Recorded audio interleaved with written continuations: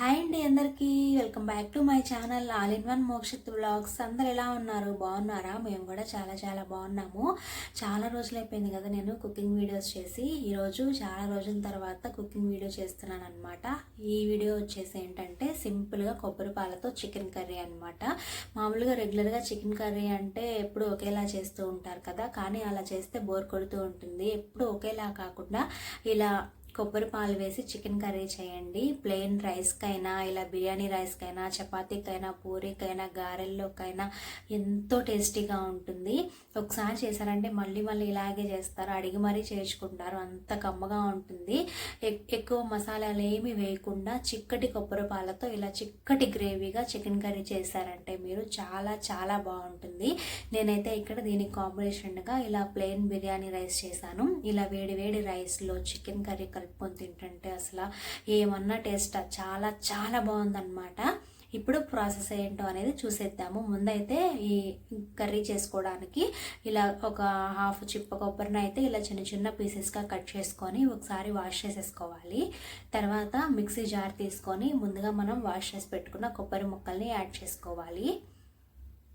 దీంట్లోకి ఒక half glass వరకు వాటర్ని యాడ్ చేసుకొని మూత పెట్టేసి మెత్తగా మిక్సీ పట్టుకోవాలన్నమాట. మెత్తగా పేస్ట్ అయిపోవాలి.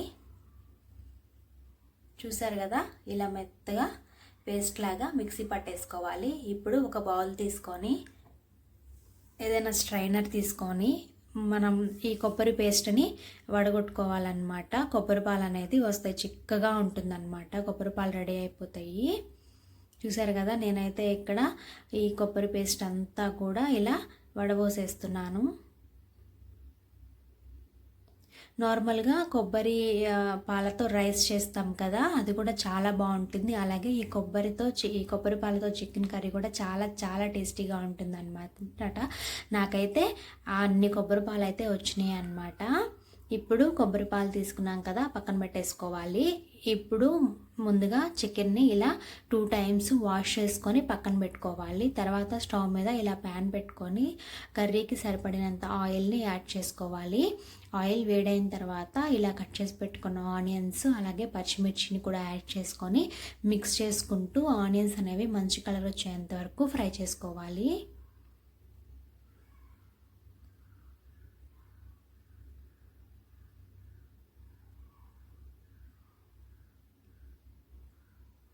ఆనియన్స్ ఇలా ఫ్రై అయిపోయిన తర్వాత ఇప్పుడు దీంట్లోకి కొంచెం కరివేపాకు అలాగే ఒక టమాటోని ఇలా కట్ చేసుకొని యాడ్ చేసుకోవాలి. టమాటోలు కూడా వేసిన తర్వాత ఒకసారి మిక్స్ చేసుకొని టమాటోల్ని కొంచెం సేపు మెత్తగా అయ్యేంత వరకు కూడా ఫ్రై చేసుకోవాలి.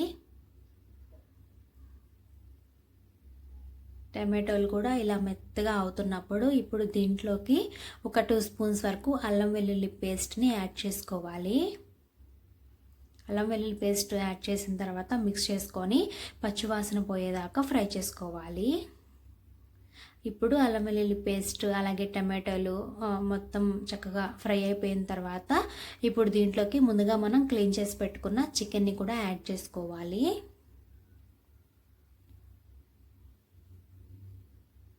ఇప్పుడు చికెన్ వేసుకున్న తర్వాత ఒకసారి మొత్తం మిక్స్ చేసేసుకోవాలి.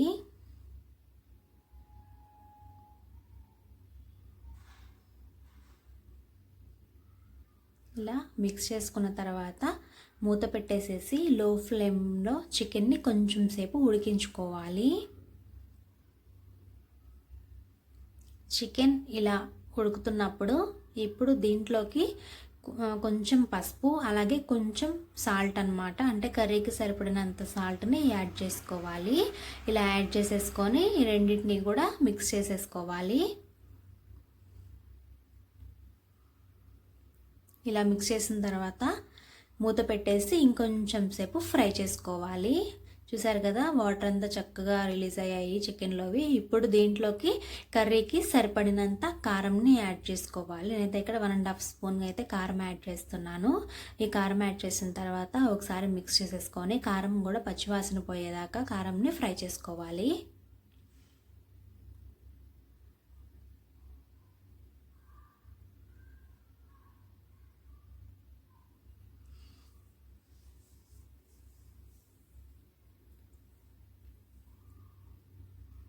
చూసారు కదా, కారం కూడా పచ్చివాసన పోయిన తర్వాత ముందుగా మనం రెడీ చేసి పెట్టుకున్న ఈ చిక్కటి కొబ్బరి పాలని ఈ కర్రీలోకి యాడ్ చేసుకోవాలి.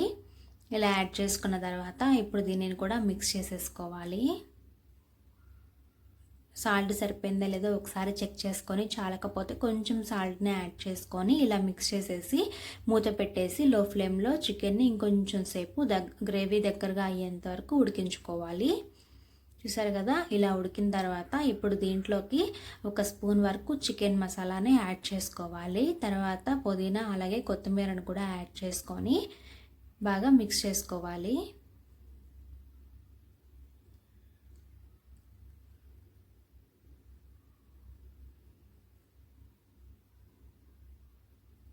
ఇలా మిక్స్ చేసేసుకొని మూత పెట్టేసి ఇంకొంచెం సేపు, అంటే గ్రేవీ అనేది ఇంకా దగ్గరగా అయ్యేంత వరకు, ఆయిల్ సపరేట్ అయ్యేంత వరకు చికెన్ని ఉడికించుకోవాలి.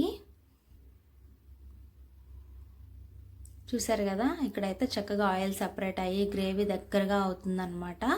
మధ్య మధ్యలో ఇలా మిక్స్ చేసుకుంటూ ఉడికించుకోవాలి.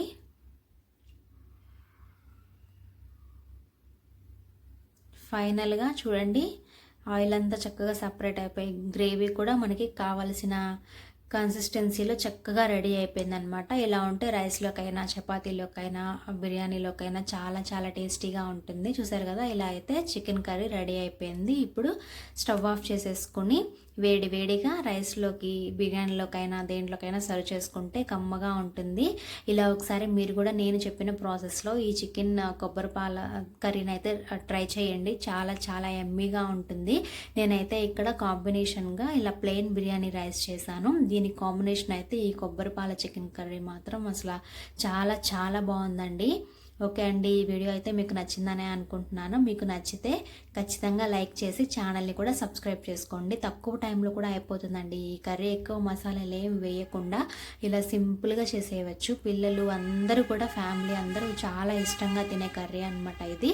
మీరు కూడా ఒకసారి ట్రై చేసేసి మీకు ఎలా వచ్చింది అనేది అయితే నాకు కామెంట్స్లో షేర్ చేయండి. నాకైతే ఇప్పుడు వీడియోకి వాయిస్ చెప్తుంటే కూడా నోరు ఊరిపోతుంది అనమాట. అంత టేస్టీగా ఉంది ఈ కొబ్బరి పాలతో చికెన్ కర్రీ.